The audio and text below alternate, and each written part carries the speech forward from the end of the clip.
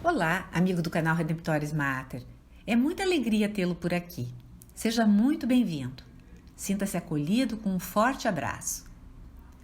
Não esqueça de se inscrever e de colocar o seu joinha.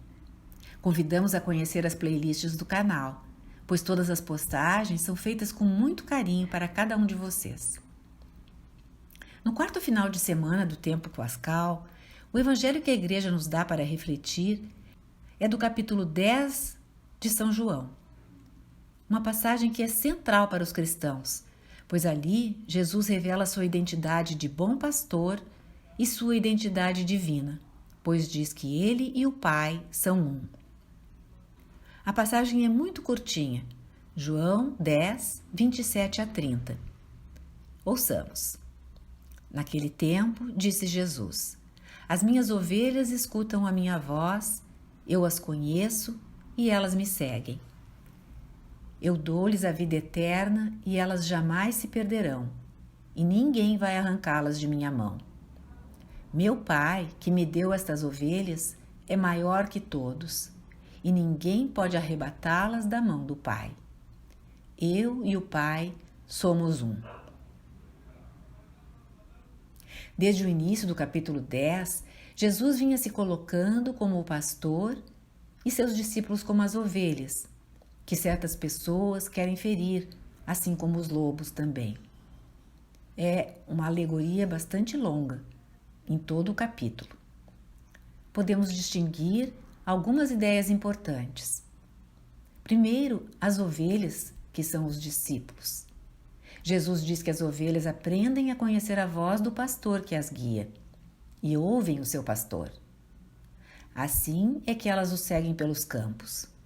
Da mesma forma, os discípulos vêm ouvindo Jesus e devem obedecer ao que ele diz. Em segundo lugar, como os pastores passam os dias e noites com suas ovelhas, dia após dia, mês após mês, eles as conhecem muito bem. Chamam cada uma pelo nome que lhes deu, reconhecem cada uma. Jesus está revelando que, como nosso pastor, ele também conhece cada um de nós, seus discípulos, intimamente.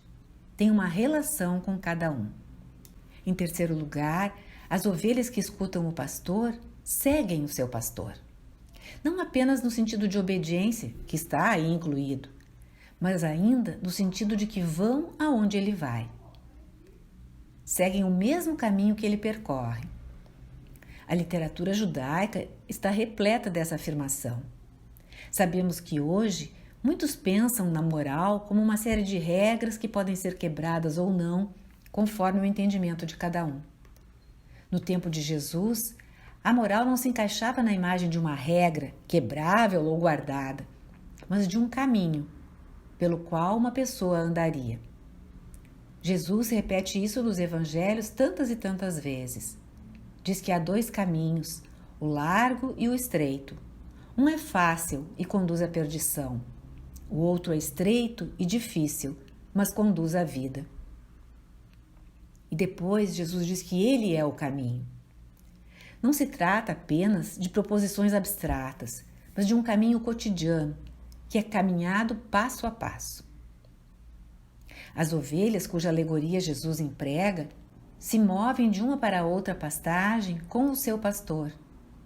As ovelhas de Jesus, então, são chamadas a caminhar o mesmo caminho que ele, segui-lo onde ele for, inclusive até a cruz, o Calvário, o Gólgota. E Jesus também fala nos dons que ele derrama sobre suas ovelhas. Dá-lhes a vida eterna. A palavra grega é zoi aionios, viver para sempre.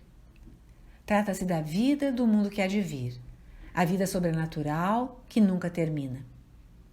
Jesus não é apenas o bom pastor, é o pastor sobrenatural, por assim dizer. Salva e conduz. Por isso ele diz, elas não morrerão jamais. O mesmo ele diz em outros momentos.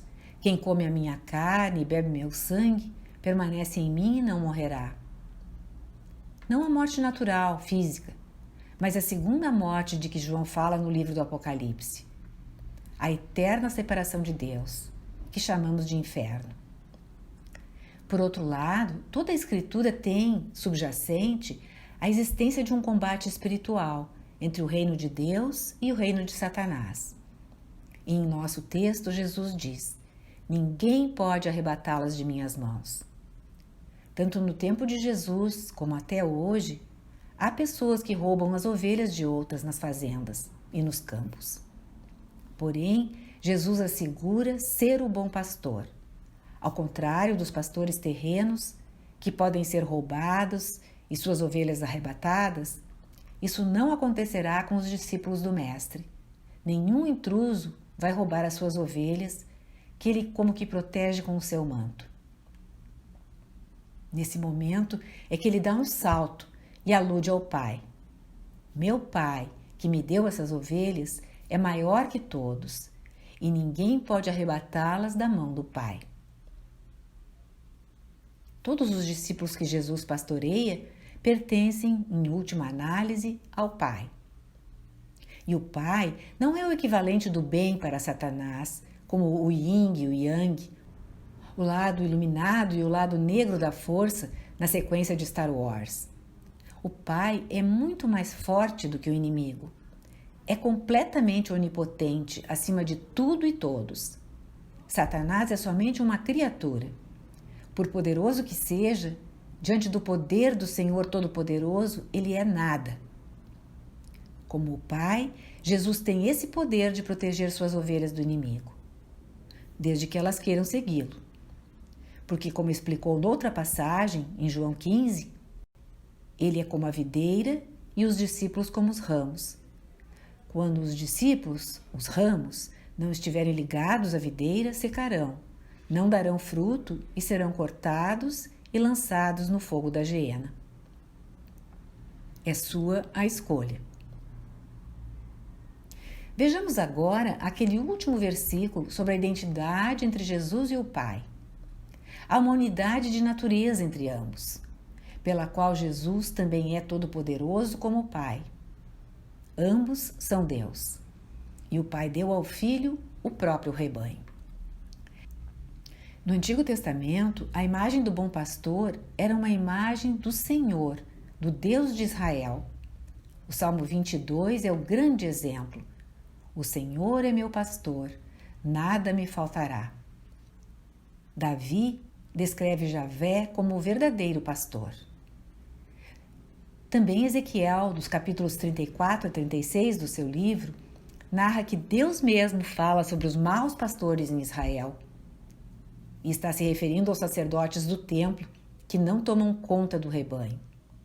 Em vez disso, eles degolavam os cordeiros e abusavam deles. Assim, Deus diz: eu mesmo virei e reunirei o meu rebanho. É uma referência à era da salvação esperada por Israel. Deus mesmo virá como pastor. É nesse texto de Ezequiel que temos o contexto para o Evangelho de João 10 e para esta última frase de Jesus.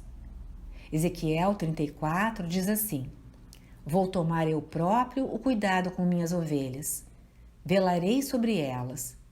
Como o pastor se inquieta por causa de seu rebanho, assim me inquietarei por causa do meu. Eu o reconduzirei de todos os lugares por onde tinha sido disperso num dia de nuvens e de trevas. Eu as recolherei dentre os povos e as reunirei de diversos países para reconduzi-las ao seu próprio solo e fazê-las pastar nos montes de Israel. Eu as apacentarei em boas pastagens, elas repousarão sobre as verdes relvas. Sou eu que apacentarei minhas ovelhas, sou eu que as farei repousar. Oráculo do Senhor Javé. Como os chefes dos sacerdotes e os anciãos de Israel foram maus pastores, Deus revela que ele virá em pessoa salvar o seu rebanho. Quem estava ouvindo Jesus durante o seu ministério público, lá no século I, esperava ansiosamente por essa salvação, pelo Messias. Jesus afirma que é o bom pastor, que suas ovelhas o ouvem, ele as conhece e lhes dá a vida eterna. e que ele e o Pai são um. Ele está revelando assim que é o pastor divino, cuja vinda era esperada para reunir seu povo. Por afirmar isso, os judeus pegaram em pedras para apedrejá-lo. Jesus pergunta-lhes por qual das boas obras do Pai que ele, Jesus, fez, pretendem apedrejá-lo. E o que lhe respondem eles? Não por alguma obra boa, mas porque blasfemas, pois sendo homem te fazes Deus. Eles entenderam perfeitamente o que Jesus estava afirmando sobre ser o pastor divino e ele e o Pai serem um só Deus. Justamente por isso é que apanharam as pedras, pois a morte por apedrejamento era a pena para a blasfêmia. Dois grandes pais da igreja, Hilário de Poitiers e Agostinho de Hipona, que viveram no IV século, escreveram obras muito importantes sobre a Trindade. Hilário foi tido como doutor da igreja por esse tratado sobre a Trindade. E Agostinho também escreveu sobre ela. E ambos examinaram este versículo: eu e o Pai somos um. Hilário diz o seguinte: para muitos, essa afirmação diz respeito a uma simples união ou união de vontades entre o Pai e o Filho. Não uma união de natureza, de essência.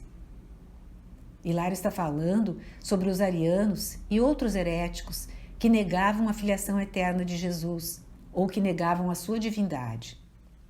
No credo nós usamos essa linguagem, no credo niceno-constantinopolitano, de que Cristo é gerado, não criado, consubstancial ao Pai.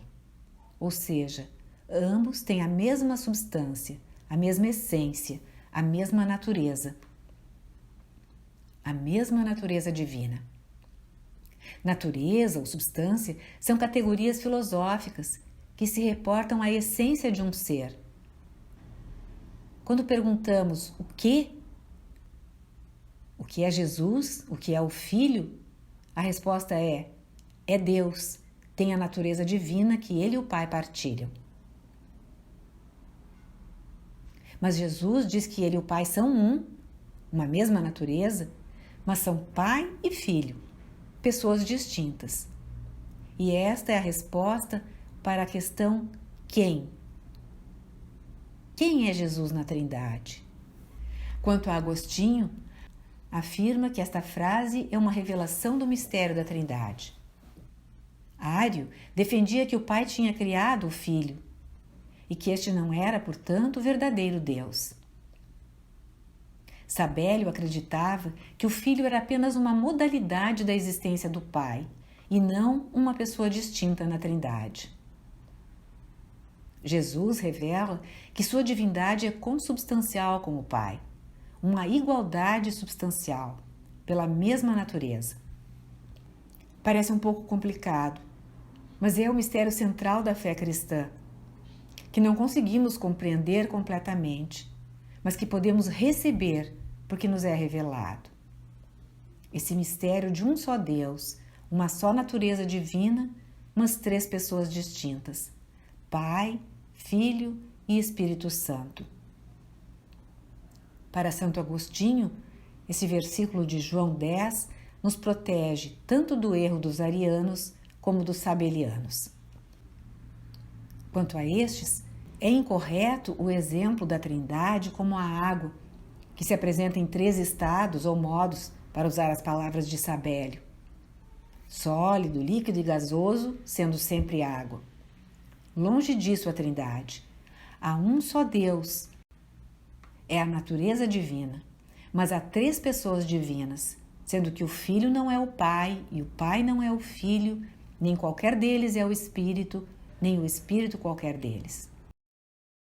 Este é o mistério do Deus uno e trino que o próprio Filho revelou, nosso pastor e nós as suas ovelhas, que ele cuida e guia pela mão. O Senhor esteja convosco, Ele está no meio de nós. Peço para você, a sua vida, a sua família, dando muitas alegrias vindas do céu, que se manifestem também na sua vida, na vida terrena. Em nome do Pai, do Filho e do Espírito Santo. Amém. Obrigada por ter acompanhado esta postagem. Se gostou, clique seu like, inscreva-se no canal e acione o sininho para ser notificado de outras publicações.